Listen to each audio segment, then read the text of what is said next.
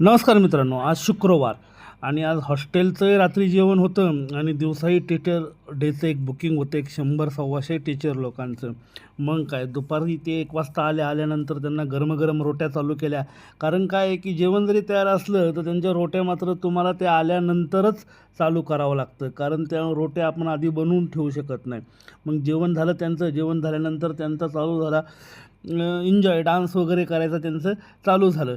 तर ते एवढे त्यांचा त्या वेळ गेला, की त्यांना ते समजलंच नाही. भरपूर त्यांनी त्याच्यामध्ये एन्जॉय केला.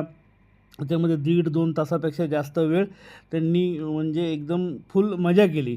पण झालं काय, की हे झाल्यामुळं त्यांना लागली पुन्हा भूक. मग काय, मग गरमागरम भेळ, मटकी भेळ, चहा, कॉफी असं नियोजन केलं. हे झाल्यानंतर मग आम्ही प्रिन्सिपल मॅमचा सत्कार केला.